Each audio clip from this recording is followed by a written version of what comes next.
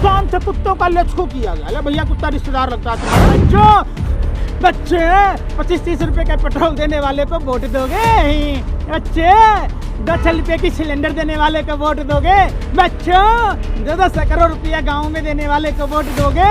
कहाँ है रजत मुझे लगा रहा है भरवागिरी कर रहा है। इन लोगों को पुरस्कार ऐसे दिया गया जैसे कचरे के डब्बे में किसी दुकान पर बिस्किट का डब्बा हो, आपने हाथ उठा के दे दी जिसने आपकी दलाली की, जिसने आपकी चमचागिरी की। योग करो काम छोड़ो, योग करो काम छोड़ो।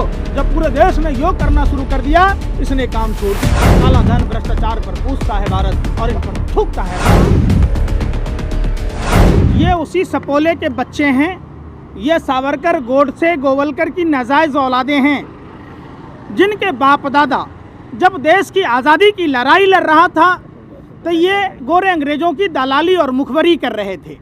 ये वही लोग हैं, 80,000 स्वतंत्रता सेनानियों में अकेला सावरकर ऐसा था जिसने गोरे अंग्रेजों को 6-6 बार चिट्ठी लिखी, गोरे अंग्रेजों से 60 रुपया महीना पैसा पेंशन के रूप में लेता था, इसी बात की दलाली का लेता था।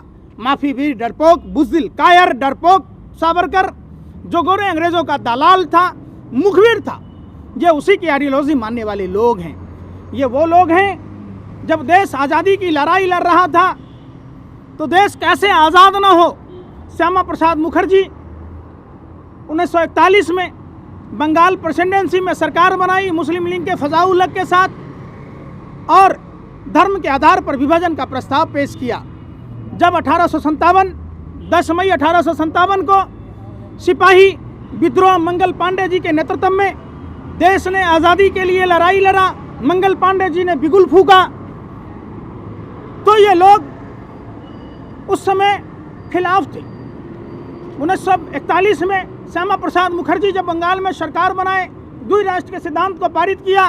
1942 में 1857 जैसे दूसरे जब विद्रोह हुआ आज़ादी के लिए, तो गोरे अंग्रेजों को भारत छोड़ो आंदोलन के खिलाफ कुचलने के लिए चिट्ठी लिखा, उसके एवज में इनको गार्ड की नौकरी दी गई। 1943 में मुस्लिम लीग के फजाउल हक, मुस्लिम लीग के गुलाम हुसैन अब्दुल्ला खां और जिन्ना के साथ सिंध प्रांत में सरकार बनाई, अखंड भारत को खंड खंड किया, द्विराष्ट्र के सिद्धांत को पारित किया। आज़ादी के बाद 55 सालों तक अपने कार्यालयों में झंडा नहीं फहराया, बाबा साहब अम्बेडकर का पुतला जलाया। जब नेताजी सुभाष चंद्र बोस ICS की नौकरी छोड़कर देश की आज़ादी की लड़ाई लड़ रहे थे, तब ये महारानी विक्टोरिया को सलामी ठोक रहे थे। जब 16 वर्ष की उम्र में भगत सिंह, खुदीराम बोस जैसे लोगों ने फांसी के फंदे को चूमा, जो उम्र सुनहरा भविष्य देखने का होता है, सुनहरा सपना देखने का होता है, उन्होंने भारत माँ की आज़ादी के सपने को देखा, भारत के लोगों के आज़ादी के सपने को देखा। जिन लोगों के नाम लिए देश के महानायक, फ्रीडम फाइटर, उनका अपमान करने के लिए नेशनल मीडिया का मंच इन लोगों को प्रोवाइड किया जाता है, इन लोगों को फराहम किया जाता है।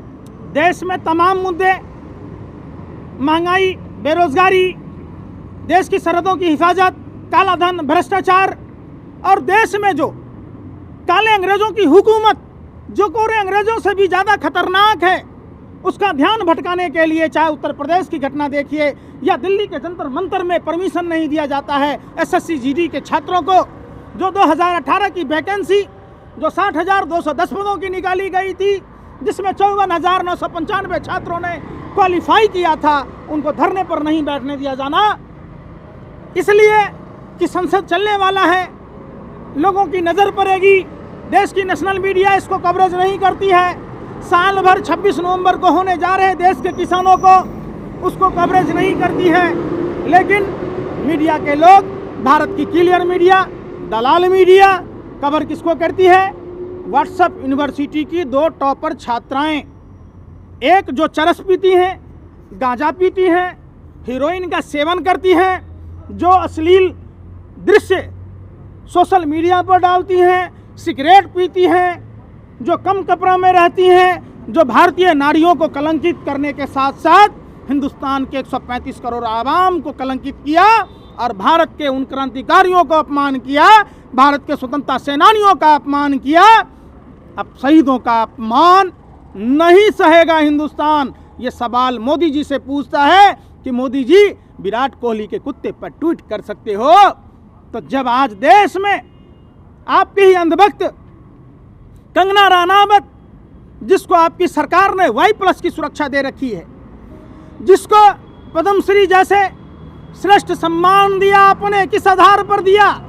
कम कपड़े पहनने के आधार पर, सिगरेट पीने के आधार पर, आपकी दलाली करने के आधार पर इन्होंने देश के तमाम संवैधानिक संस्थाओं को हाथों की कठपुतली बना दी और देश के जो वरिष्ठ पत्रकार हैं, जो पुरस्कार हैं, उसको अपमान करने का। 3 लोगों को पुरस्कार ऐसे दिया गया जैसे कचरे के डब्बे में किसी दुकान पर बिस्किट का डब्बा हो, आपने हाथ उठा के दे दी जिसने आपकी दलाली की, जिसने आपकी चमचागिरी की।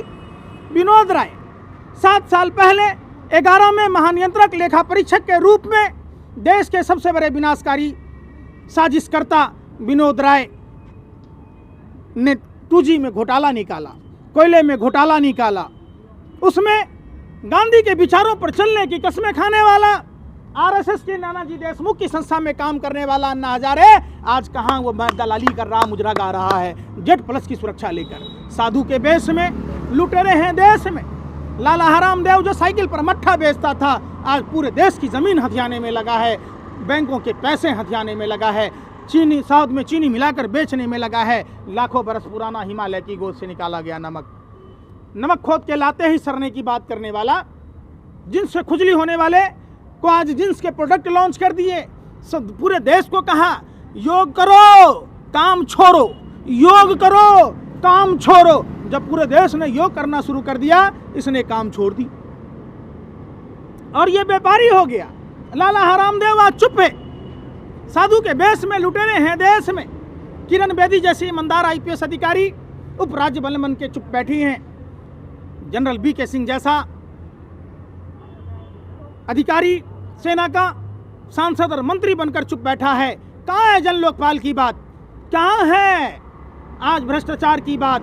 कहाँ है भारत को विश्व गुरु बनाने की बात? कहाँ है महिला सुरक्षा की बात? कहाँ है आज लोग इनसे काला धन भ्रष्टाचार पर पूछता है भारत और इन पर थूकता है भारत। कासगंज की बात करें, कासगंज की बात करें तो अरे बता तो रहा हूँ, आप उसी पद्म सम्मान की बात कह रहा हूँ। रजत शर्मा को पद्म सम्मान इसलिए दिया गया कि रजत शर्मा जैसे लोगों ने सरकार की दलाली की, मुजरा गाया, भाजपा के कोठों में नंगा नाचा। वो तो बड़े एंकर हैं। काहे का एंकर है भैया? आपकी अदालत कौन है? 1 नंबर का दलाल है।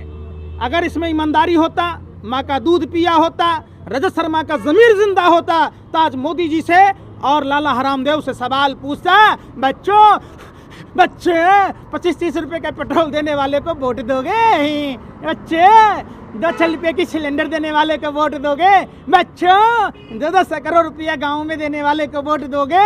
कहाँ है रजत शर्मा? मुझे लगा रहा है भरवागिरी कर रहा।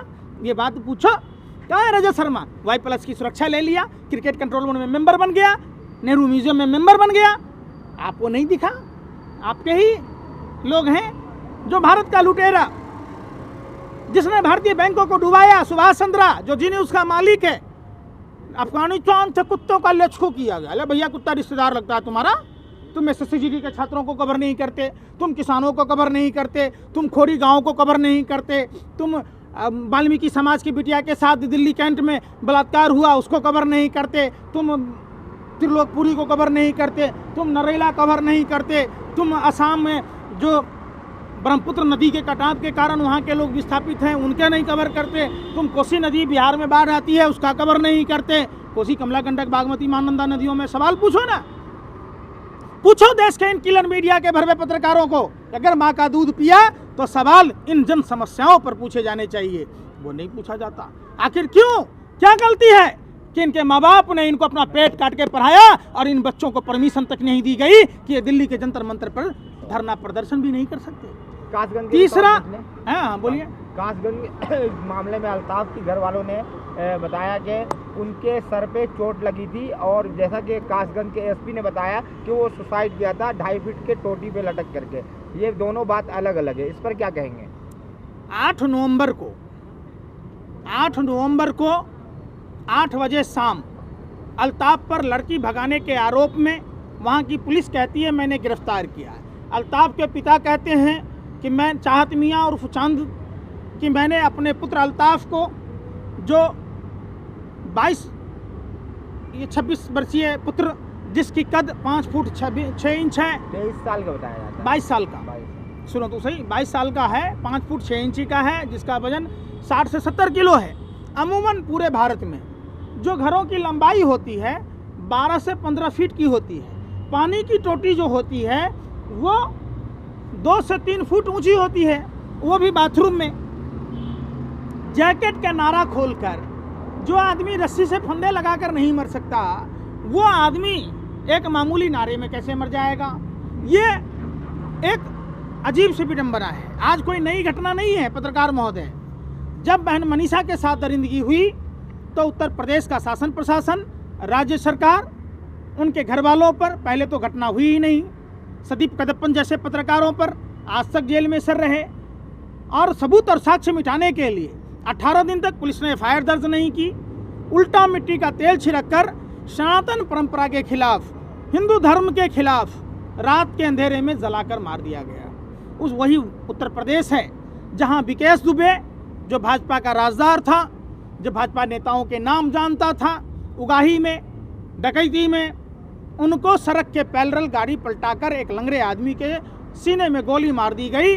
और विकास दुबे के नाम पर उत्तर प्रदेश के हजारों ब्राह्मणों का उत्पीड़न हुआ, गाजर मूली के साथ काट दिया गया। आज भी खुशी दुबे जेल में है। मनीष गुप्ता युवा व्यापारी जिसकी गोरखपुर के होटल में पुलिस के द्वारा हत्या की गई, उसके परिवार को नौकरी मिली, कंपनसेशन मिला। अरुण वाल्मीकि जो सफाई कर्मचारी था आगरा में, जिसको मोटे मोटे डंडों से मारा गया, बिजली का करंट लगाया गया, नमक मिर्ची लगाया गया और उसको मार दिया गया, बात उसकी भी होती। अल्ताफ के साथ भी ऐसा ही हुआ। उसके परिवार के लोगों को डराया गया, धमकाया गया, बयान बदलवाए गए।